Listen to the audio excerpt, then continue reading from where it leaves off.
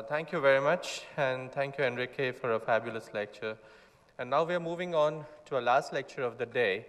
And during the course of the last 2 days, we have seen the general treatment of diabetes, the guidelines, the goals of treatment, and what are the various modalities that we have for approach to diabetes. Now we are, towards the end of it all, moving to a very, very specific population, the aging population. And now, as you realize that more and more people or more population have moved away from a joint family system to a nuclear family system for various reasons, for work purposes, for financial resources, or whatever it may be.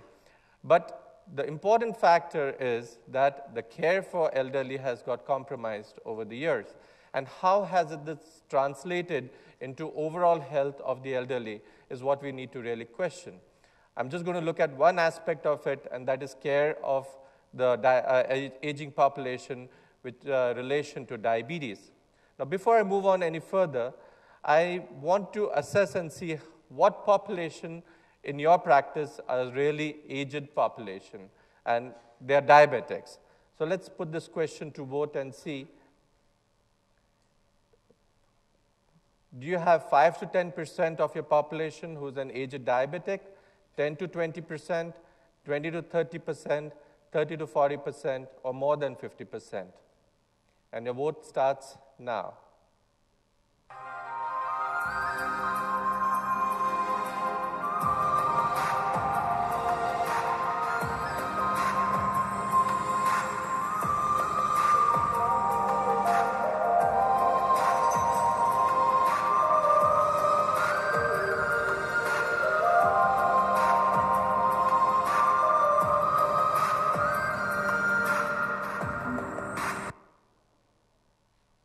Interestingly, so you realize that a substantial number of your practice is really population, an aging population with diabetes, and almost about 40% of your practice can be people who are aged and having diabetes. Now let's see what the data says. Can I have my slides back, please? Great. This is the census from the US, and you realize that over a period of time, the aging population is increasing in number. This is sort of people who are 65 years and above. But the rapid rise has been in the population which is 85 and above, and this segment is going to grow over a period of time. Let's see what the population pyramid in India looks like. This is from 1995. This is something from 2000, this is 2003, this is 2005, 2010, and this is what it's going to look in 2050. So you're going to have a large population of people who are going to be 50 and above, which is rapidly increasing in number. So it sort of supports the vote that you gave us, that a large part of your practice is definitely people who are aged. And we've got to realize the special considerations and plan your practice accordingly. So in this entire course of lecture, I'm really not going to touch on what are the different modes of treatment available, because that's already been covered in the last 2 days. But what I'm going to concentrate on is how does approach to an elderly diabetic change as they approach, say, an age group of 60 or 65 years and above. Now, this is region-wide distribution. While we're quite familiar that the world statistics is the occurrence of diabetes is virtually going to double by the year 2030, region-wise, there are going to be more cases in the Middle Eastern Crescent, the Sub-Saharan Africa, and India. And we know that over a period of time, the number of diabetics are going to virtually double by the year 2030. But it's most important to see that the percentage of change in population that's going to occur more than 65 years of age is going to increase across all regions.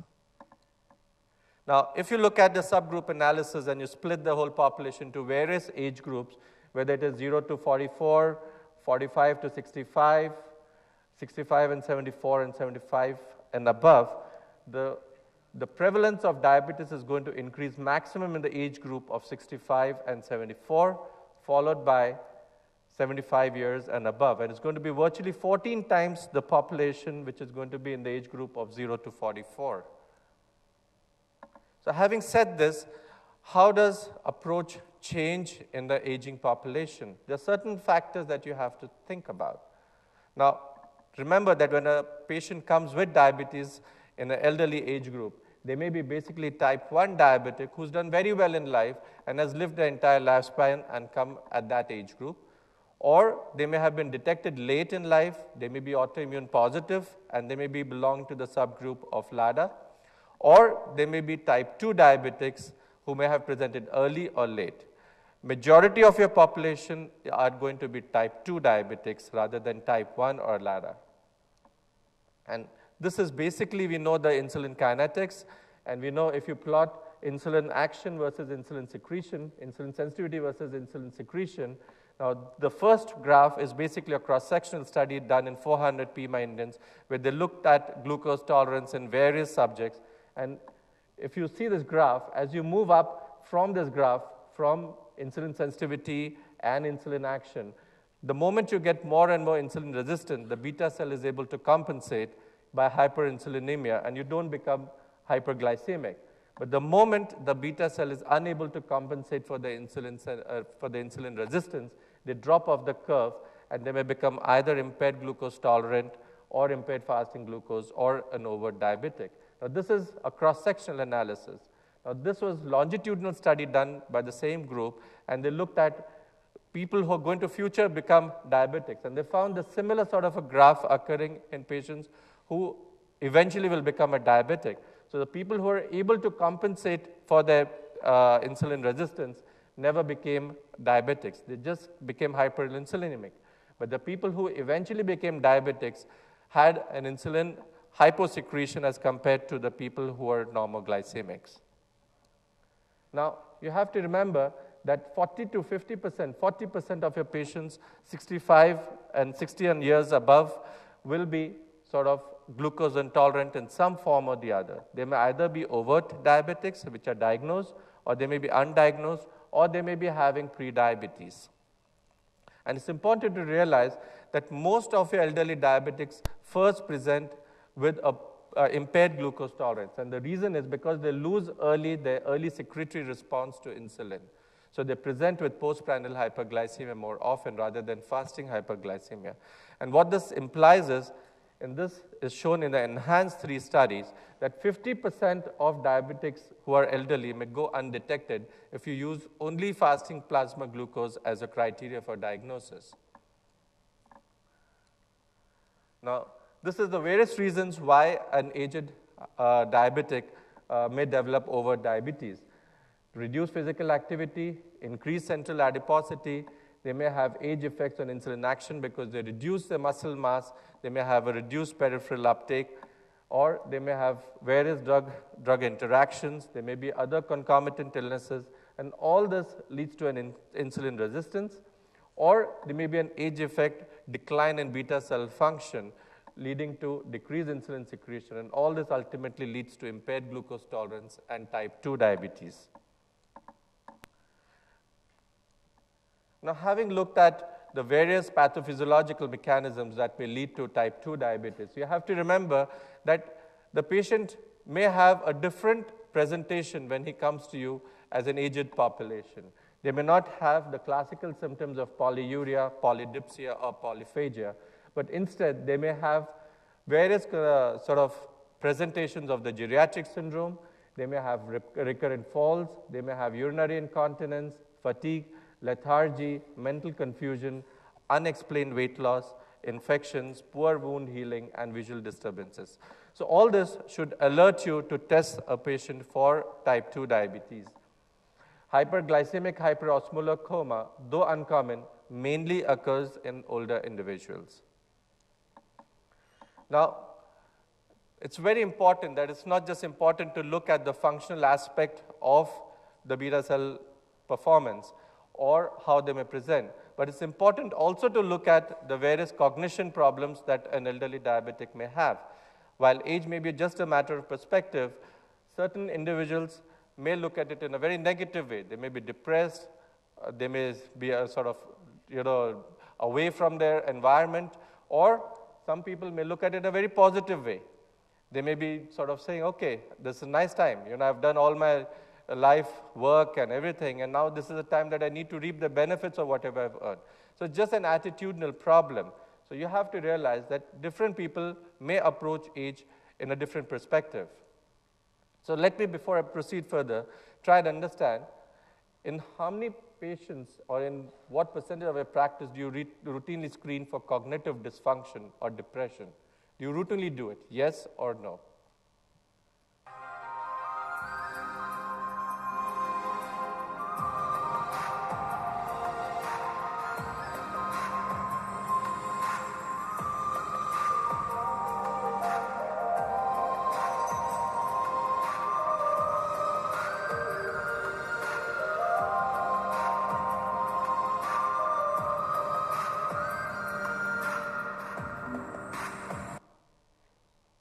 Great, so almost about half and half.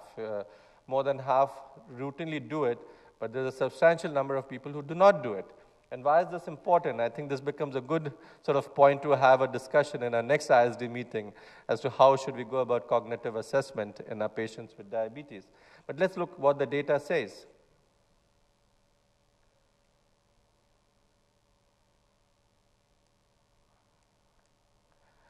If you look at the cognitive dysfunction, people who are uncontrolled have a higher cognitive dysfunction than patients who are well controlled. And the cognitive dysfunction increases with HbA1c.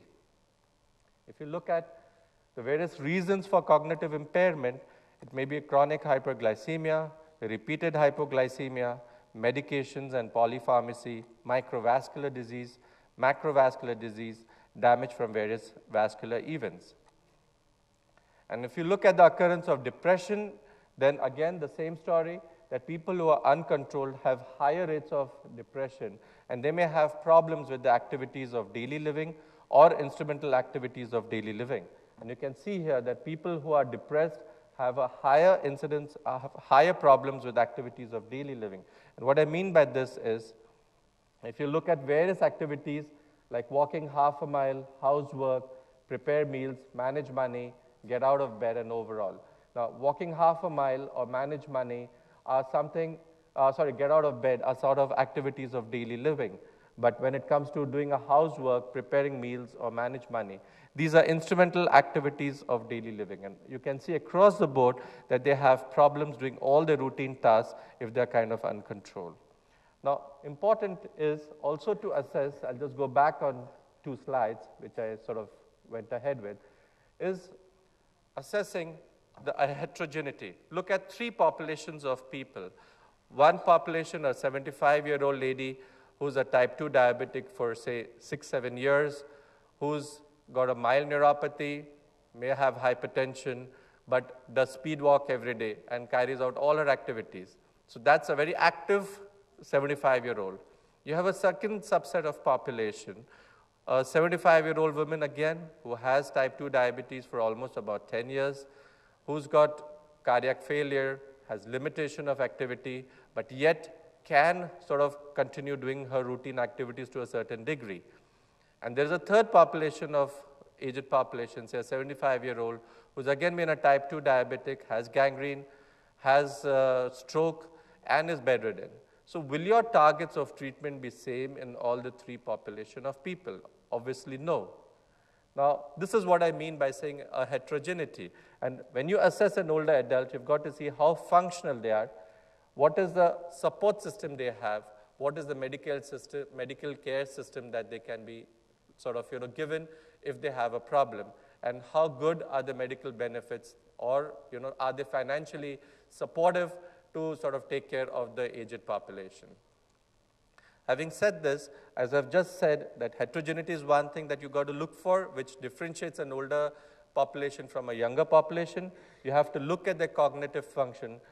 A lot of them have various comorbid situations, a lot of comorbid conditions like a heart problem, hypertension, lipid abnormalities, or various other sort of illnesses. So they may be on a host of drugs that they're taking routinely.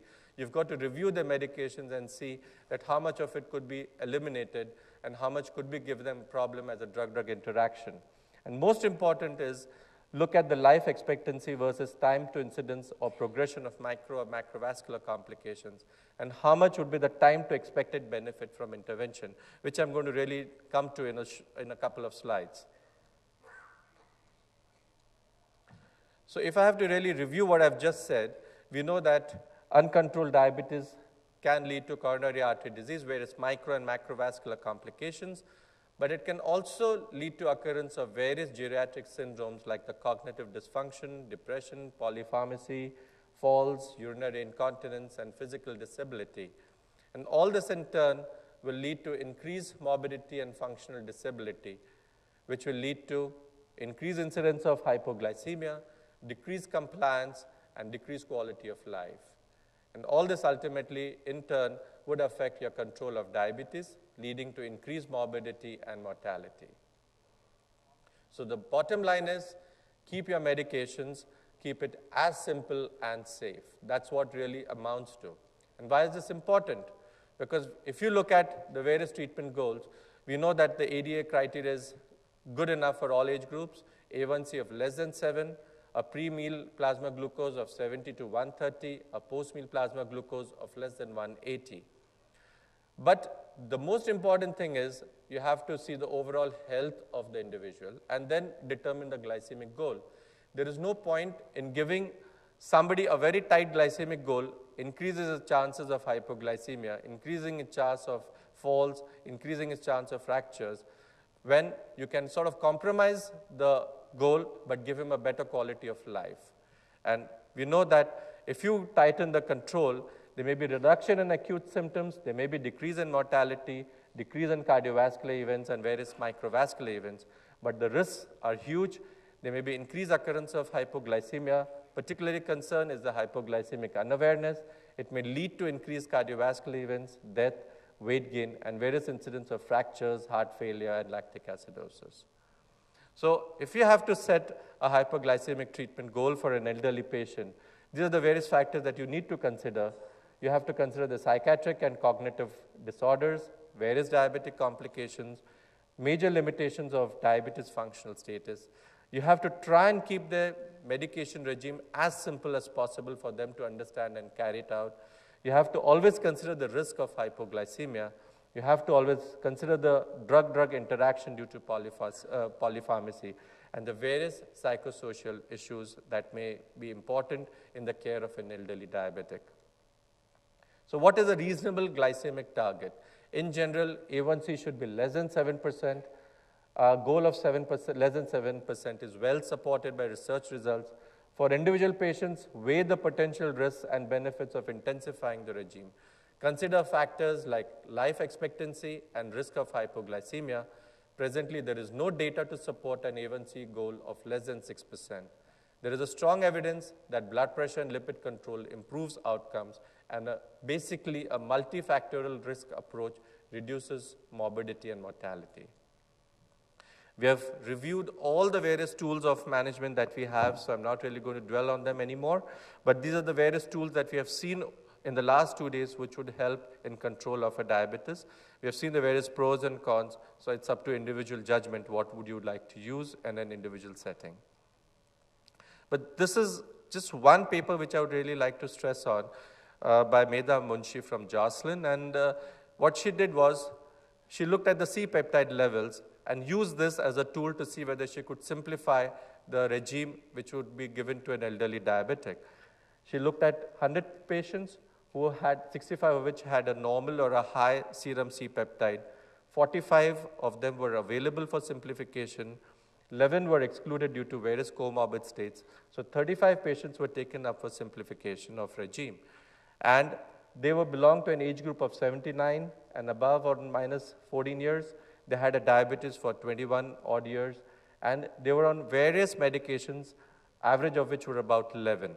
Now what they did was, if you look at one population which had a normal or high C-peptide, they considered the age and hypoglycemia. If they were younger age group, stable renal function, add metformin with meals, titrate the dose to replace the bolus injection. Watch the renal function, watch for weight loss and anorexia. If they were still not adequately controlled, then you could add a second agent or switch to an alternate agent, or add newer agents like sitagliptin.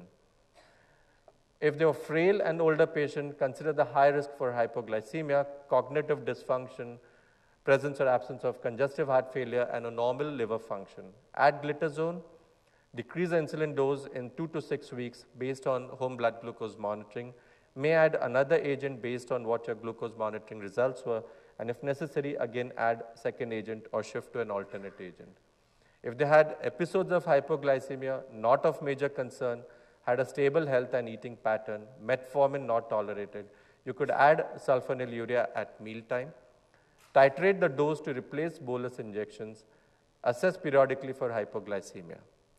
Now, this was for people who had normal or high C-peptide. People who had low C-peptide levels or unable to tolerate oral medications, consider their cognitive function, physical ability, and caregiver support.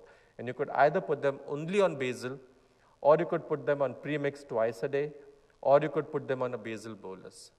What were the results? Simplification was completed in 35 patients. 19 patients went off insulin. 16 patients, the number of injections or the dose were reduced.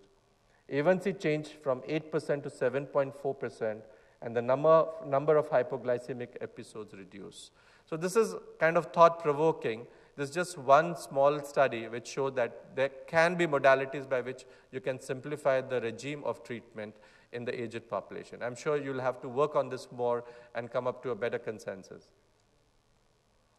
The fear of hypoglycemia is always important in an aged person because at times they may be unable to identify the symptoms, or they may be unable to remember and report the symptoms because of cognitive dysfunction. So they may actually be experiencing hypoglycemias, but they may not report to you. You continue the same regime, and repeated sort of hypoglycemic attacks may only worsen the cognitive dysfunction further and further. Or it may exacerbate the comorbidities because you know that there is a higher sympathomimetic response. They may be prone for cardiovascular events and eventually death.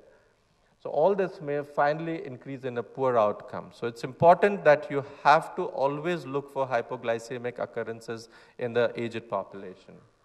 And it's important also to realize this study was done by Grady Manelli, and what he did was he looked at two sets of population. One set of had a blood glucose maintained at around 90, which was kept as controls, and then they infused insulin and brought the glucose levels down to about 43. And they looked at what was the counter sort of hormonal in response to hypoglycemia. And they found that the response by epinephrine and cortisol was good, but the response by growth hormone and glucagon was rather blunted. So you have to remember that hypoglycemic response by glucagon or growth hormone is much lower than they would sort of have a better response by epinephrine. Now, it's important because this epinephrine in a patient who's already got a compromised cardiac function can precipitate cardiovascular events. And what is the reaction time? You can see that the reaction time was delayed in patients who are elderly. Now, this is again important because if the reaction time is delayed, then they may not respond as quickly to hypoglycemia as perhaps somebody who's at a younger age group. And what could be the possible factors of hypoglycemia in the aged?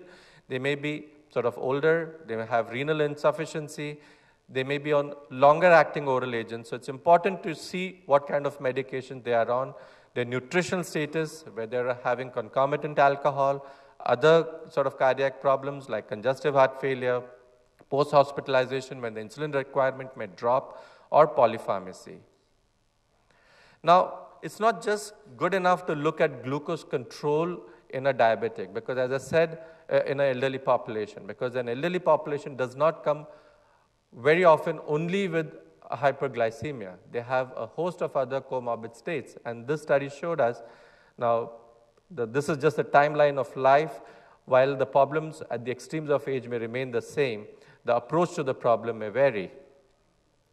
Now, this is what I was referring to, that older patients may come with a number of other comorbid factors, and 96% of the people have more than one comorbidity when you come to assess them.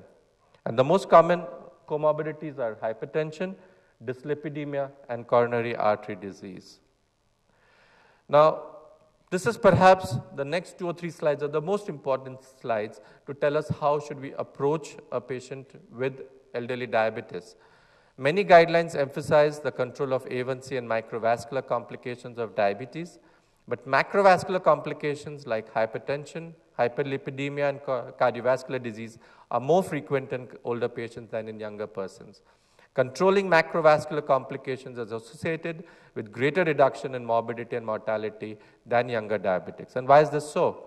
If you look at this meta-analysis, what they looked at is how does tight glycemic control, tight blood pressure control, and tight lipid control, what would be the time duration for benefits in terms of micro and macrovascular complications? And you find that for benefits, if you control glucose, it takes about 4.5 years.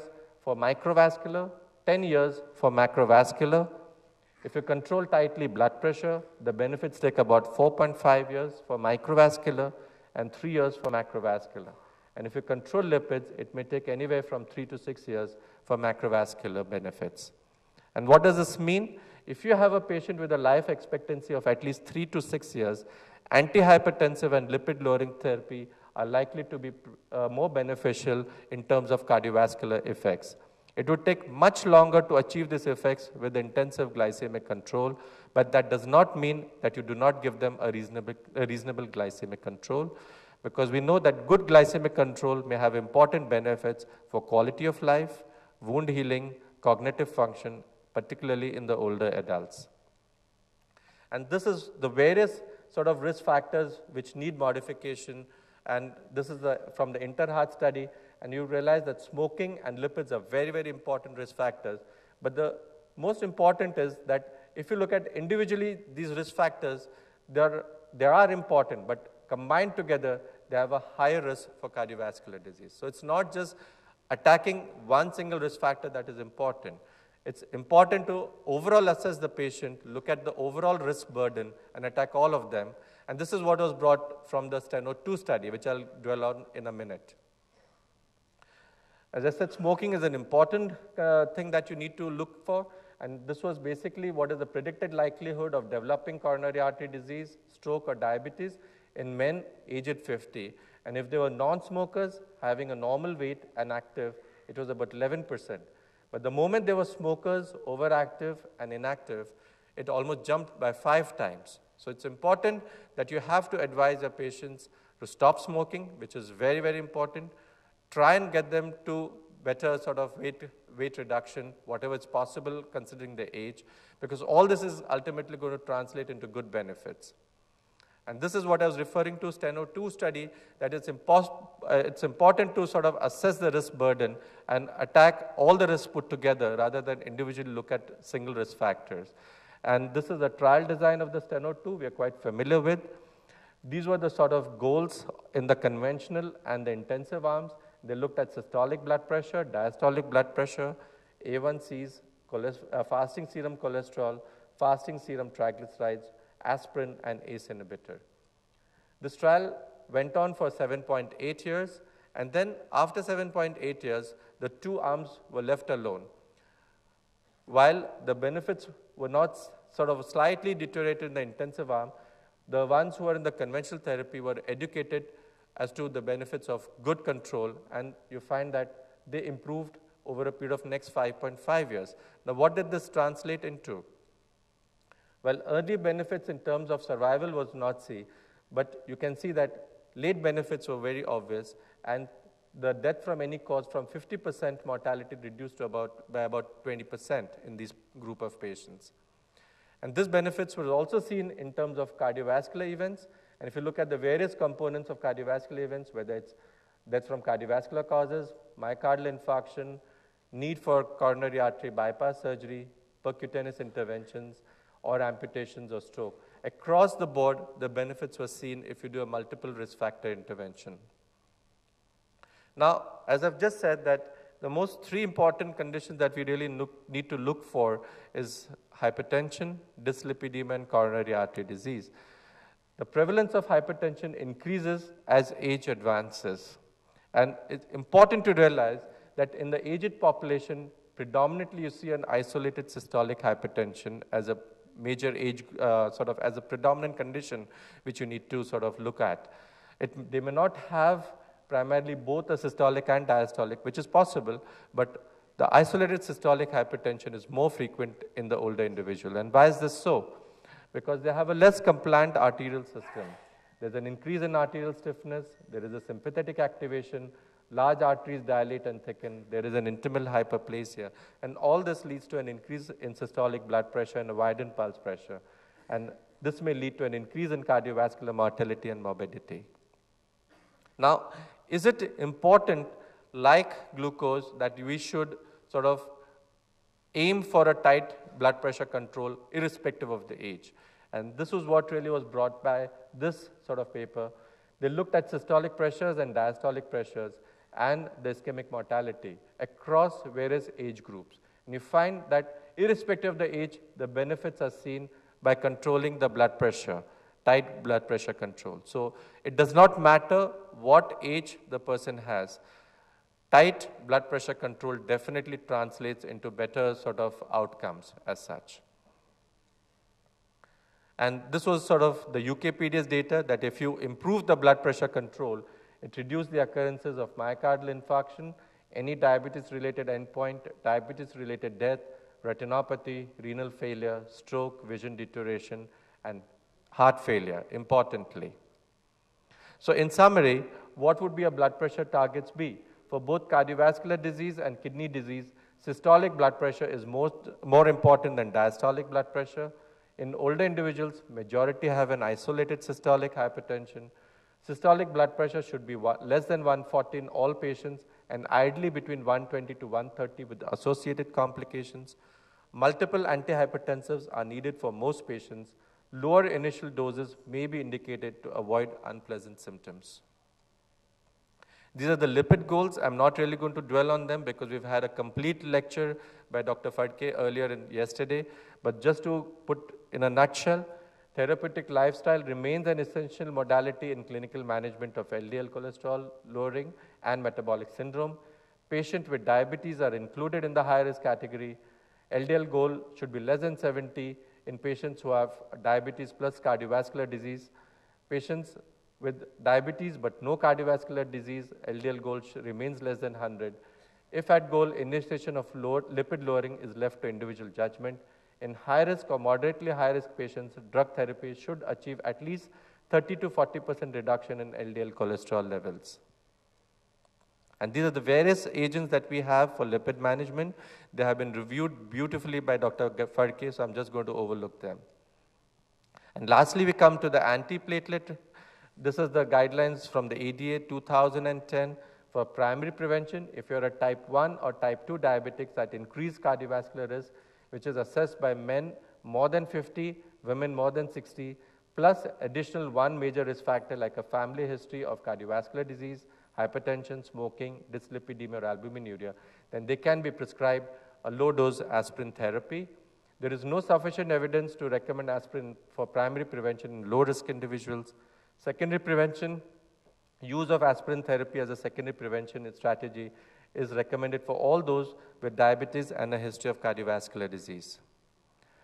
Just a passing statement of vitamin D deficiency. We know that's common in elderly population, and it may lead to increase in insulin resistance, impaired pancreatic beta cell function, hyperglycemia, obesity and metabolic syndrome, hypertension, subclinical inflammation, atherosclerosis, and increased mortality.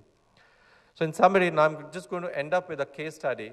This is primarily just to bring out the importance of how, two teams, one who's going to really look at only diabetes as a factor, and one, a geriatric team, who's going to look overall at the patient. Now, this is Mr. GD, age 83 years old. He's a male, has diabetes for almost 12 years. He has hypertension, hyperlipidemia, arthritis, retinopathy, neuropathy. He lives alone since wife passed away about 6 months ago. He has 2 caring children who live in California. 2 minor episodes of hypoglycemia in the past month. Felt dizzy, but treated promptly with orange juice. His BMI is 27, but he has lost about 10 pounds in the last year with poor appetite. His blood pressure is 110/60. He's on these host of medications, oral hypoglycemics, antihypertensives, aspirin, gabapentin, acetaminophen for his osteoarthritis, vitamins, vitamin D. And these are his lab values. His A1C is 8.7, total cholesterol is 190, LDL is 105. He says he's compliant with medications. He's unable to walk owing to arthritis and afraid of falling. He fell once on an uneven sidewalk while walking, has been following the same diet for many years, but isn't as hungry as he used to be. Glucometer monitoring, it's highly fluctuating blood glucose from 70 to 300 at different times. Now, this is how the diabetes team would flag his problems: elevated A1C, LDL not within goal, poor vision, overweight, 2 episodes of mild hypoglycemia, which were treated appropriately. But if you look at the geriatric team, they would look at all these points, but in addition, look at all these things with major concern: hypoglycemia, which led to a traumatic fall and fracture, especially in light of coexisting conditions; unintended weight loss; screening shows depressive symptoms; mild cognitive dysfunction on screening; deconditioning owing to no physical activity leading to fear of fall; and are we really giving him too tight a control of blood pressure? So in summary, diabetes in the elderly is a large and growing problem. It's highly variable in the elderly. They're complicated by multiple comorbidities and polypharmacy. Treatment goals should be individualized. And these are the management principles. We know the various medications available.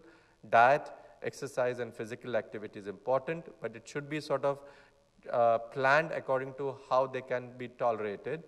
The various management of risk factors: blood pressure control of less than 130/80, LDL goal should be less than 100, cessation of cigarette smoking is very important, low-dose aspirin therapy where indicated, yearly screening for microalbuminuria, maybe use of ACE inhibitors, look for retinopathy and foot examination, appropriate goal setting and management of comorbidities. Thank you very much.